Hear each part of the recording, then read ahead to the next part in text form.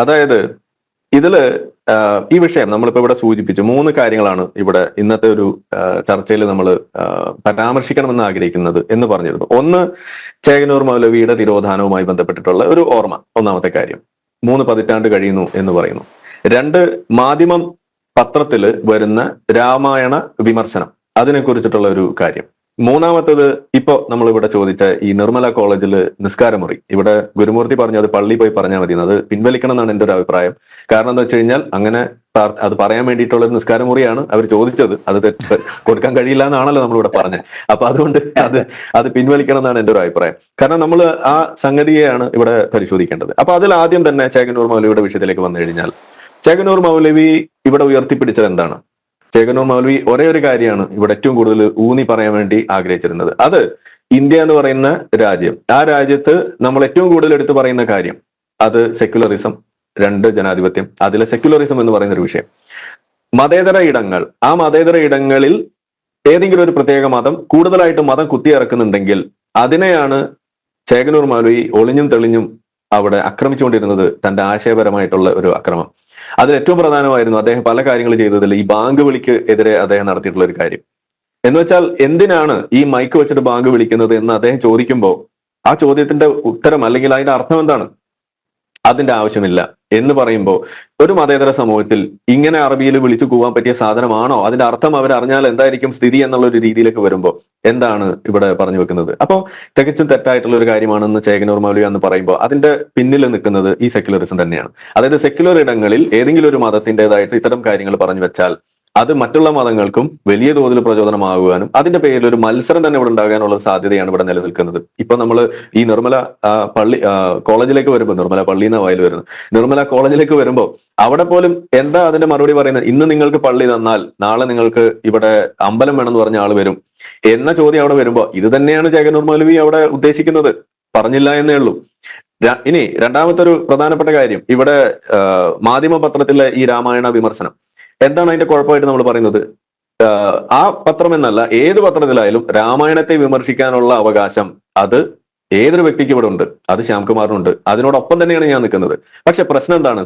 ഒരു വശത്ത് രാമായണത്തെ വിമർശിക്കുകയും എന്നിട്ട് ഇപ്പുറത്ത് പോയിട്ട് ഈ ബനു ഖുറൈള കൂട്ടക്കൊല ജനോസൈഡ് ഒക്കെ നടക്കുന്ന സമയത്ത് മുണ്ടുപൊക്കി നോക്കിയിട്ട് രോമ വളർച്ച നോക്കിയിട്ട് തല കൊന്ന കഥ അത് ചെയ്ത പ്രവാചകൻ മുത്തുനബിയോ എന്ന് പറഞ്ഞിട്ട് ഇപ്പുറത്ത് പോയി എഴുതുകയും ചെയ്യുമ്പോൾ അത് ഇരട്ടത്താപ്പാണ്. ആ പരിപാടിക്ക് നിൽക്കരുത്. അങ്ങനെ ചെയ്തു കഴിഞ്ഞാൽ ആരെങ്കിലൊക്കെ പിന്നാലെ കൂടും. അതാണ് ഗൗരി ലങ്കേഷിന് സംഭവിച്ചിട്ടുള്ളൂ. അതാണ് നമ്മളിവിടെ പറയേണ്ടതായിട്ട് വരുന്നത്. ഒരു വശത്ത് ഒരു വിമർശനം നടത്തുന്നതിന് ഇപ്പുറത്ത് പോയിട്ട് താങ്ങുന്ന പരിപാടി ചെയ്താൽ അത് നടക്കില്ല. ഇപ്പോ എന്നെ സംബന്ധിച്ചിടത്തോളം എന്തുകൊണ്ടാണ് നമുക്കിത് ധൈര്യപൂർവ്വം പറയാൻ കഴിയുന്നതെന്ന് ചോദിച്ചു കഴിഞ്ഞാൽ, നമ്മുടെ കക്ഷം ഫ്രീ ആണ്.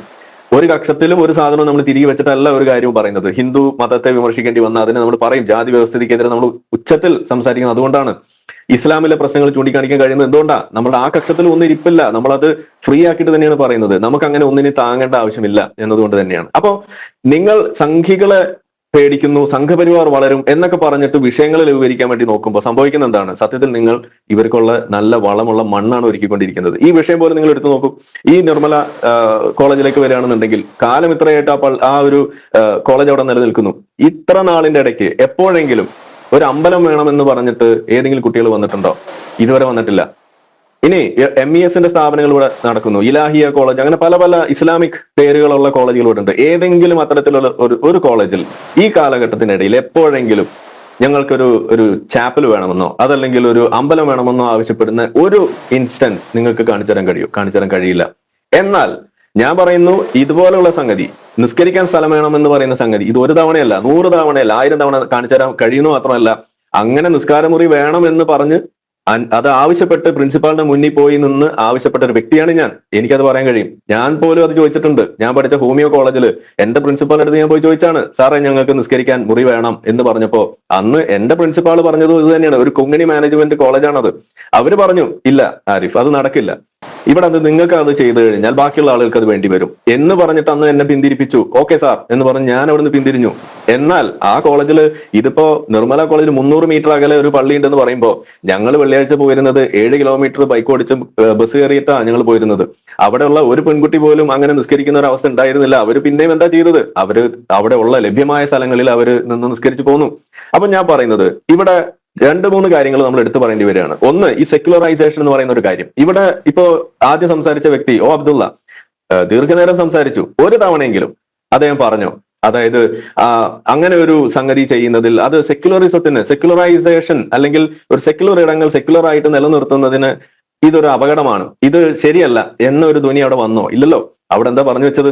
5 മിനിറ്റ് അല്ലേ, 2 മിനിറ്റ് അല്ലേ എന്ന ചോദ്യമാണ് ഇവിടെ വരുന്നത്.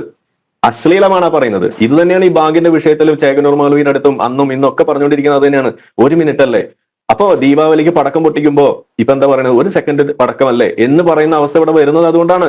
ശബ്ദ മലിനീകരണം എന്ന് പറയുന്ന തികച്ചും അധാർമികമായ ഒരു പ്രവൃത്തി അത് ഇവിടെ നടത്തുന്നതിൽ എല്ലാ മതങ്ങളും മത്സരമാണെന്ന് മാത്രമല്ല, അതിൽ 1-ാം സ്ഥാനം 2-ാം സ്ഥാനം തമ്മിൽ അവിടെയും പോരാട്ടം നടക്കുന്നത് ഹിന്ദുക്കളും മുസ്ലിങ്ങളും തമ്മിൽ തന്നെയാണ്. ഒരു സംശയമില്ല. എന്നാണ് ഈ മതങ്ങൾക്ക് ഇതിനകത്തൊക്കെ ഒരു വെളിവും വെള്ളിയാഴ്ചയും വരിക എന്നാണ് എനിക്ക് ചോദിക്കാനുള്ളത്. ഇതില് ഒരു തെറ്റും ഇവർക്ക് കാണാൻ കഴിയുന്നത് അധാർമികത എന്ന് പറയുന്ന സംഗതിയുടെ മൊത്തക്കച്ചവടക്കാര് ആണ് സത്യത്തിൽ ഈ മതങ്ങൾ എന്ന് പറയേണ്ടി വരുന്ന അവിടെയാണ്, പ്രത്യേകിച്ച് ഇസ്ലാം പോലെയുള്ള മതങ്ങൾ. ഇനി ഈ സെക്യുലറൈസേഷൻ എന്ന് പറയുന്ന പ്രോസസ്സിൽ ഈ കോളേജുകൾ സെക്യുലർ ഇടം ആണ് എന്നിരിക്കെ അതിനെ തകർക്കാൻ വേണ്ടിയിട്ട് കൂടിയാണ് ഇപ്പോ അല്ലെങ്കിൽ ഇത്തരം നീക്കങ്ങൾ ഇവിടെ വന്നു ഭവിക്കുന്നതെന്ന് കൂടി നമ്മൾ ആലോചിക്കണ്ടേ. അത് സെക്യുലർ ഇടമായിട്ട് നിലനിൽക്കണം എന്നുണ്ടെങ്കിൽ അതിൽ ബോധപൂർവമായിട്ടുള്ള ഇടപെടലാണ് വേണ്ടത്. അത് തനിയെ ഉണ്ടാവുന്നതല്ല, ഡെമോക്രസി തനിയെ ഉണ്ടാവുന്നതല്ല. അത് വോളണ്ടറിലി നമ്മൾ അതിനകത്ത് ഏർപ്പെടണം, അതിനുവേണ്ടി നമ്മൾ ശ്രമിക്കണം. ശ്രമമാണ് അവിടെ നിരന്തരം ഉണ്ടായിക്കൊണ്ടിരിക്കുന്നത്. എന്നാൽ ഇവിടെ കാണുന്ന ശ്രമം എന്താ? ഇവിടെ ജനാധിപത്യ രീതികൾ ഉപയോഗിച്ചുകൊണ്ട് അതിനെ ഇല്ലായ്മ ചെയ്യാൻ വേണ്ടിയിട്ടുള്ള ശ്രമമാണ് ഇവിടെ നടക്കുന്നത്. അപ്പൊ ഞാൻ എപ്പോഴും പറയുന്ന സ്റ്റേറ്റ്മെന്റ് ഞാൻ വീണ്ടും പറയാണ്, ഇന്ത്യയിൽ ജനാധിപത്യം, മതേതരത്വം ഈ രണ്ട് സംഗതികളും നിലനിൽക്കുന്നതിൽ മുസ്ലിങ്ങളുടെ പങ്ക് എന്തെന്ന് ചോദിച്ചു കഴിഞ്ഞാൽ 0 ആണ്. മാത്രമല്ല ഇതിനെ തകർക്കുന്ന ഘട്ടങ്ങൾ അത് വന്നു കഴിഞ്ഞാൽ അതിൽ ആദ്യം അതിനെ തകർക്കാൻ വേണ്ടി മുന്നോട്ട് വരിക അതും ഇവിടുത്തെ മുസ്ലിം ആയിരിക്കും. അപ്പൊ ഏത് മുസ്ലിമാ വരിക എന്ന് നിങ്ങൾ ചോദിക്കും. ആ മുസ്ലിം എന്ന് പറഞ്ഞു കഴിഞ്ഞാൽ എന്താണ് സെക്യുലറിസം എന്നോ എന്താണ് ജനാധിപത്യം എന്നോ അറിയാത്ത, അതിനെക്കുറിച്ച് ഒട്ടും തന്നെ ബോധവാന്മാരല്ലാത്ത ആളുകളാണ് അതിനെ തകർക്കാൻ വേണ്ടി മുന്നോട്ട് വരിക. അപ്പോ ഈ പറഞ്ഞ കുട്ടികളോ, അവർക്ക് ഇതിനെക്കുറിച്ച് യാതൊരു ബോധവും ഇല്ല എന്ന് തന്നെയാണ് നമ്മൾ അവിടെ കണ്ടത്. ബോധം ഉണ്ടായിരുന്നെങ്കിൽ അവർ അതിന് വരില്ലായിരുന്നു എന്നാണ് നമ്മൾ പറഞ്ഞു വെക്കുന്നത്. ഇനി അവസാനമായിട്ട് ഒരു കാര്യം പറയാനുള്ളത്, ഈ ഇവിടെ പറഞ്ഞു അതിന്റെ ചെറിയൊരു രൂപം ഗുരുമൂർത്തി പറഞ്ഞുകൊണ്ട് ഞാൻ വല്ലാതെ അങ്ങ് അതിനെക്കുറിച്ച് പറയുന്നില്ല. പക്ഷെ മുസ്ലിങ്ങൾക്ക് അങ്ങനെയാണ്, ഞങ്ങൾക്ക് ഭയങ്കര നിസ്കാരം നിർബന്ധമാണ് എന്നുള്ള സ്റ്റേറ്റ്മെന്റ് കണ്ടു. അപ്പൊ ഇതിന് 5 മിനിറ്റ് അല്ലേ ഉള്ളൂ, അത് അനുവദിക്കാത്തത് ഇസ്ലാമോഫോബിയാണ്. ആ വാക്കുകളിലൂടെ വന്നു. ഒന്ന് ആലോചിച്ച് നോക്കൂ, ഈ വിഷയം എങ്ങോട്ടൊക്കെ കൊണ്ടുപോകണമെന്ന് ആലോചിച്ച് നോക്കൂ. സംഗതി ഫലിക്കാതെ വന്നപ്പോ ഇന്നിപ്പോ ഇരവാദം വരെ ഇറക്കിയിരിക്കുകയാണ് ഇസ്ലാമോഫോബിയ. ഇത് ഇസ്ലാമോഫോബിയ അല്ല, ഇസ്ലാമിനെ നമ്മൾ ഭയക്കണം എന്ന് പറയുന്നതിന്റെ കാരണം തന്നെയാണ് ഈ പറയുന്നത്. അതായത് ഇവിടെ ഈ പറയുന്ന ഒരു ഈ വിഷയം നമ്മൾ എടുത്തു നോക്കുമ്പോൾ അതിനകത്ത് ഞങ്ങൾക്ക് ഭയങ്കര തീവ്രത ഉണ്ട്, ഞങ്ങളുടെ വിശ്വാസം അതിങ്ങനെ എപ്പോഴും ഇങ്ങനെ പൊക്കി പിടിച്ചുകൊണ്ടിരുന്നില്ല എന്നുണ്ടെങ്കിൽ വലിയ വലിയ പ്രശ്നങ്ങളാണ്, അനർത്ഥങ്ങൾ ഉണ്ടാകും, കൂറികൾ നഷ്ടപ്പെടും, അത്രയേ ഉള്ളൂ, വലിയ ഡെക്കറേഷൻ ഒന്നും വേണ്ട. ഇതാണ് അവിടെ ആകത്തുക. എന്നിട്ട് ഇതിങ്ങനെ പറഞ്ഞുകൊണ്ട് അവസാനം എന്താ പറയുന്നത്? സത്യത്തിൽ എന്റെ പണി എളുപ്പമാക്കുകയാണ് കേട്ടോ ഒ അബ്ദുള്ള ചെയ്തത്. കാരണം ഞാൻ ഇതൊക്കെ പറയുമ്പോൾ ഇതൊന്നും മുസ്ലിങ്ങൾ ഇങ്ങനെ അല്ല എന്ന് പറഞ്ഞ് ഡിഫെൻഡ് ചെയ്യുന്ന കാര്യങ്ങളാണ്. പക്ഷെ ഒ അബ്ദുള്ള അത് നേരത്തെ തന്നെ പറഞ്ഞുകൊണ്ട് പണി എളുപ്പമാണ്. എന്താ ഇവിടെ പറഞ്ഞത്? ഞങ്ങൾ അത് ചെയ്യാത്തത് കൊണ്ട് ഞങ്ങൾ അങ്ങനെ എപ്പോഴും നിസ്കരിക്കുകയും എപ്പോഴും ബോംബ് വെക്കുകയും ചെയ്യുന്നത് കൊണ്ട് ഞങ്ങൾക്ക് ഭയങ്കര ധാർമ്മികതയാണ്, ഞങ്ങൾ കല്ലെറിയാനൊന്നും പോകാറില്ല, ബോംബ് മാത്രമേ എറിയാറുള്ളൂ, ഞങ്ങൾ ഇങ്ങനെ ഉള്ള ചില കുൽസിത പ്രവൃത്തികളൊന്നും ചെയ്യാറില്ല, കാരണം നമുക്ക് സമയമില്ലല്ലോ, ഈ പറയുന്ന പൊന്മുട്ടയിടലാണല്ലോ നമ്മുടെ പരിപാടി എന്നുള്ള ആ സംഗതി. അപ്പൊ ഞാൻ ചോദിക്കുന്നത്, എന്തിനാണ് ഈ പരിപാടി? എന്തിനാണ് ഈ മോറൽ ഹൈഗ്രൗണ്ട് കൊണ്ട് നടക്കുന്നത്? ഒറ്റ കാര്യമുള്ളൂ, മതം അത് മാർക്കറ്റ് ചെയ്യുക എന്നുള്ളത് തന്നെയാണ്. ഇസ്ലാമിന്റെ തനതായ ഒരു രീതിയാണ് മതത്തെ നിരന്തരം അത് മാർക്കറ്റ് ചെയ്തുകൊണ്ടേയിരിക്കുക. ഊണിലും ഉറക്കിലും ശ്വാസം ഇടുന്ന ഓരോ വേളയിലും ഇത് മതം പ്രചരിപ്പിച്ചുകൊണ്ടിരിക്കുക. മതപരിവർത്തനം ഓരോ മുസ്ലിമിന്റെയും ആത്യന്തികമായ ലക്ഷ്യമാണ്. അതൊരു ജിഹാദ് തന്നെയാണ്. അത് ചെയ്തുകൊണ്ടേയിരിക്കുക. ലോകം മുഴുവൻ, ദീൻ മുഴുവൻ ഇസ്ലാമിലേക്ക് വരുന്നത് വരേക്കും യുദ്ധം ചെയ്യുക എന്ന് തന്നെയാണ് ഖുർആൻ പഠിപ്പിച്ചു വെക്കുന്നത്. അതിന്റെ ഭാഗമായിട്ട് തന്നെയാണ് ഇത്തരത്തിലുള്ള പ്രവൃത്തികൾ വരുന്നത്. ഇത് മുസ്ലിം അറിഞ്ഞും അറിയാതെയും ചെയ്യുന്നു. ഈ കുട്ടികൾ അത് അറിഞ്ഞിട്ടുണ്ടാവണമെന്ന് നിർബന്ധമൊന്നും ഞാൻ പറയുന്നില്ല. പക്ഷേ ഇവരും മനസ്സിലെന്താ കാണുന്നത്? ദീൻ അത് ഞങ്ങൾ ഉയർത്തിപ്പിടിക്കുന്നു, അതുവഴി ഹൂറികളെ കിട്ടും, അത്രയേ ഉള്ളൂ. എല്ലാം കറങ്ങിത്തിരിഞ്ഞ് ഹൂറികളിൽ തന്നെയാണ് എത്തുന്നത്. അപ്പൊ ഇനി അവസാനമായിട്ട് ഞാൻ പറയുന്നത്, ഇതില് ഖേദം പ്രകടിപ്പിച്ചു എന്ന് ഏതാണല്ലോ ചോദ്യം. ഈ ഖേദം ഇത് സത്യത്തിൽ ഒരു ഖേദമാണോ എന്ന് അനിൽ നമ്പ്യാർ ഒന്ന് വായിച്ചു നോക്കൂ. ഇതേപോലെ ഖേദങ്ങൾ പലതും കൂടെ കറങ്ങി നടപ്പുണ്ടായിരുന്നു. ഞാൻ ആ ഖേദം എടുത്ത് വായിച്ചു നോക്കിയപ്പോ അതിലെന്താ കണ്ടത്? കുട്ടികൾക്ക് തെറ്റുപറ്റിയെന്നാ പറയുന്നത്. അതല്ലേ നമ്മൾ കണ്ടത്? 2 കാര്യമാണ് അതിൽ നമ്മൾ മനസ്സിലാക്കേണ്ടത്. ഒന്ന്, എന്താണോ യൂറോപ്പിൽ നടക്കുന്നത്, എന്താണോ സിറിയ അതല്ലെങ്കിൽ യമൻ ഇതുപോലെയുള്ള രാജ്യങ്ങളിൽ നിന്ന്, ഇറാഖ്, ലിബിയ ഇതുപോലുള്ള സ്ഥലങ്ങളിൽ നിന്നും അവിടെ രാജ്യങ്ങളിൽ ഉണ്ടായിരുന്ന ഇസ്ലാമിക നിയമത്തിന്റെ ഭാഗമായിട്ടുണ്ടായിരുന്ന കിരാതവാഴ്ചയിൽ ഇസ്ലാമിന്റെ ആ നിയമങ്ങൾക്കടിയിൽ ജീവിച്ചപ്പോൾ ഉണ്ടായിട്ടുള്ള പ്രശ്നങ്ങൾ, അതിൽ നിന്നും ഓടി രക്ഷപ്പെട്ട് ജനാധിപത്യവും മതേതരത്വമുള്ള രാജ്യങ്ങളിലേക്ക് ഓടിച്ചെന്ന് കയറി എന്താണോ ചെയ്തത് അത് തന്നെയാണ് നിർമ്മല കോളേജിൽ ഇന്നലെ നടന്നത്. എന്താ അവിടെ ചെയ്തത്? അവർക്ക് ചോദ്യം ചെയ്യാൻ പറ്റുന്ന സ്ഥലത്തേക്ക് അവർ നീന്തി കയറുന്നു, എന്നിട്ട് അവിടെ പോയിട്ട് ചോദ്യം ചെയ്യുന്നു. അതായത് ലിബിയയിലോ സിറിയയിലോ സൗദി അറേബ്യയിലോ പോലും അവിടെ കാണുന്ന ഒരു നിയമപ്രശ്നത്തിനെ നേർക്ക് വിരൽ ചൂണ്ടിയിട്ട് ഒരക്ഷരം, അറബിയിൽ അലിഫ് ബാത്ത, അതിൽ ഒരക്ഷരം പോലും ഉയർത്താൻ കഴിയാത്ത ആളുകൾ വലിയ തോതിൽ നീന്തിക്കയറി അപ്പുറത്ത് ചെന്നിട്ട് അവിടെ ചെന്നിട്ടാണ് ജയ് വിളിക്കുന്നത്. B1 ശരിയാ, ഇത് ശരിയല്ല, ഞങ്ങൾക്ക് പള്ളിയിൽ നിസ്കരിക്കാൻ സ്ഥലം വേണം എന്ന് പറയുന്നത് യൂറോപ്പിൽ ഇത് തന്നെയാണ് പറയുന്നത്. ഞങ്ങൾക്ക് നിസ്കരിക്കാൻ സ്ഥലം വേണം. ജർമ്മനിയിൽ അതാ പറയുന്നത്, ഫ്രാൻസിൽ അതാ പറയുന്നത്, ഇറ്റലിയിൽ അതാ പറയുന്നത്. എവിടെയാ പറയാത്തത്? ഇത് തന്നെയാണ് നിർമ്മല കോളേജിലും പറയുന്നത്. അപ്പോ ഇത് ഒരു നമ്മൾ തിരിച്ചറിയേണ്ട കാര്യമാണ്. ഇന്ത്യയിലും ഇത് തന്നെയാണ് നടക്കുന്നത്. അപ്പോ എന്താണ് അതിൽ നമ്മൾ മനസ്സിലാക്കേണ്ടത്? ജനാധിപത്യം, മതേതരത്വം എന്നൊക്കെ പറയുന്ന സംഗതി ഇസ്ലാമിന്റെ ആ ഒരു ഹിഡൻ അജണ്ടകൾ, ആ ഇസ്ലാമിന്റെ ആയിട്ട് നിലകൊള്ളുന്ന ആ ഒരു വശങ്ങൾ, അത് അടിച്ചേൽപ്പിക്കാനുള്ള ഒരു താക്കോൽ ദ്വാരങ്ങളാണ്. ആ ദ്വാരങ്ങളെ നമ്മൾ കൃത്യമായിട്ട് പരിപാലിച്ചില്ല, അതിനെ നമ്മൾ കൃത്യമായിട്ട് മോണിറ്റർ ചെയ്ത് അതിനെ സംരക്ഷിച്ചില്ല എന്നുണ്ടെങ്കിൽ അതിലൂടെ കടക്കുന്നത് നൂലായിരിക്കില്ല, ആനയുമായിരിക്കില്ല, ഒട്ടകമായിരിക്കും എന്നുള്ളത് തന്നെയാണ് നമ്മളിവിടെ ഓർക്കേണ്ടതെന്നാണ് എനിക്ക് പറയാനുള്ളത്. ഇനി ഇതിന്റെ രണ്ടാമത്തെ വശം എന്ന് പറയുന്നത് ഈ ഖേദം പ്രകടിപ്പിക്കുന്ന സമയത്ത് അവർ പറഞ്ഞത് കുട്ടികൾക്ക് തെറ്റുപറ്റിയെന്നാണ് അല്ലെ? എപ്പോഴെങ്കിലും അവർ പറഞ്ഞോ ഈ ലക്ഷ്യം തെറ്റാണെന്ന് അവരെപ്പോഴെങ്കിലും പറഞ്ഞോ? ഇല്ല. അതായത് നിസ്കരിക്കാൻ നമുക്ക് സ്ഥലം വേണം, അത് ശരിയെ തന്നെയാണ്. നമുക്ക് 5 മിനിറ്റല്ലേ ഉള്ളൂ, നിസ്കരിക്കണം, നമുക്ക് ഒരു പ്രശ്നമില്ല. പക്ഷെ ഇങ്ങനെ ചെയ്യാൻ പാടില്ലായിരുന്നു. ഇതാണ് അതിൽ പറഞ്ഞിട്ടുള്ളൂ. കുട്ടികൾ ഇങ്ങനെ ചോദിക്കാൻ പാടില്ല. ഞങ്ങളോടൊന്ന് പറഞ്ഞിട്ട് നമുക്ക് കുറച്ചും കൂടിയും ഒന്ന് കുളൂസ് ആയിട്ട് ചെയ്യാമായിരുന്നല്ലോ, അല്ലെങ്കിൽ നമുക്ക് ഒരു നേടി. ആരിഫ് ഹുസൈൻ മാത്രമല്ല, ഈ മഹല്ല് കമ്മിറ്റി ഭാരവാഹികൾ, ഞാൻ പ്രതീക്ഷിച്ചത് അവർ പള്ളിയിലേക്ക് ഈ മുസ്ലിം വിദ്യാർത്ഥിനികളെ സ്വാഗതം ചെയ്യുന്നായിരുന്നു. അതാ ഞാൻ പറഞ്ഞു വന്ന്. അതായത് അതാണ് അലിഫ് ബാത്ത ഉയർത്തിക്കൊണ്ട് എങ്ങനെയാണോ സൗദിയിൽ പോയിട്ട് നിങ്ങൾക്ക് അവരുടെ ഉള്ള നിയമങ്ങൾക്കെതിരെ സംസാരിക്കാൻ കഴിയാത്തത്, അതേപോലെ 300 മീറ്റർ അപ്പുറമുള്ള പള്ളിയിൽ പോയിട്ട് എന്താണ് ഉസ്താദെ ഞങ്ങൾക്ക് ഇവിടെ കയറിയാൽ എന്ന് ചോദിക്കാൻ നാവ് പൊങ്ങില്ല. ഇതന്നെ ഞാൻ പറഞ്ഞത്.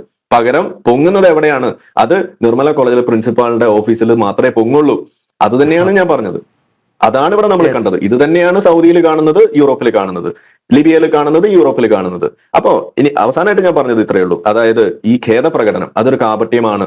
കാരണം എന്താണ്? ലക്ഷ്യം മാറ്റി വെച്ചിട്ടില്ല. നിസ്കരിക്കാൻ ഞങ്ങൾ സ്ഥലം നേടുമെന്ന് തന്നെയാണ് ആ ലക്ഷ്യം. ആ സംഗതി കിട്ടുന്നത് വരേക്കും ഇത് പോരാട്ടം തുടരണം എന്ന് തന്നെയാണ് ഇസ്ലാം പഠിപ്പിക്കുന്നത്. എക്സ് മുസ്ലിം ആയിട്ടുള്ള എനിക്കിത് തറപ്പിച്ച് പറയാൻ കഴിയും. കാരണം എന്താണ്? നാളെ നിങ്ങൾ കാത്തിരുന്നോ, ഈ മഹല്ല് കമ്മിറ്റിയെ തിരുത്തിക്കൊണ്ട് വേറൊരു കൂട്ടം മുസ്ലിങ്ങൾ വരും. കുട്ടികൾക്ക് തെറ്റുപറ്റിയിട്ടില്ല, അവർ ഇസ്ലാമിന്റെ ആശയമാണ് ഉയർത്തിപ്പിടിച്ചത്. എന്താണ്? ഇസ്ലാമിന്റെ ഇസ്സത്ത് ഉയർത്തിപ്പിടിച്ച ആളുകളാണ്. അവരെ നമ്മൾ അനുമോദിക്കുകയാണ് വേണ്ടത് എന്ന് പറഞ്ഞിട്ട് ഇതിനകത്തുള്ള കാടൻ രൂപത്തിൽ ഇസ്ലാമിനെ കാണുന്ന, അല്ലെങ്കിൽ ഇസ്ലാമിന്റെ യഥാർത്ഥ രൂപം പൊക്കിക്കൊണ്ട് നടക്കുന്ന തബ്ലീഗ് ജമാഅത്ത്, അല്ലെങ്കിൽ കൂടിയ സലഫികൾ, ഇവർ വരും അടുത്ത ദിവസം മഹല്ല് കമ്മിറ്റിയെ തിരുത്തിക്കൊണ്ട്. നമുക്ക് കാത്തിരിക്കാമെന്ന് എനിക്ക് പറയാനുള്ളൂ. അപ്പോ ലക്ഷ്യം അവർ മാറ്റിയിട്ടില്ല, ലക്ഷ്യം തെറ്റാണെന്ന് പറഞ്ഞിട്ടില്ല. കുട്ടികൾ ഇപ്പോ ഇത്ര ആവേശം വേണ്ടിയില്ലായിരുന്നു എന്ന് മാത്രമേ പറഞ്ഞിട്ടുള്ളൂ. ഇതൊരു ഖേദമല്ല, ഇതൊരു തക്കിയ മാത്രമാണ്. ഒന്ന് കാത്തിരിക്കൂ, കുറച്ചുകൂടി കഴിഞ്ഞിട്ട് നമുക്ക് ശരിയാക്കാം എന്നാണ് ഇപ്പൊ ഇവിടെ പറഞ്ഞു വെച്ചിരിക്കുന്നത്. ഇത് നമ്മൾ സൂക്ഷിക്കണം. ഓക്കെ, ഖേദപ്രകടനത്തിൽ കാര്യമില്ല.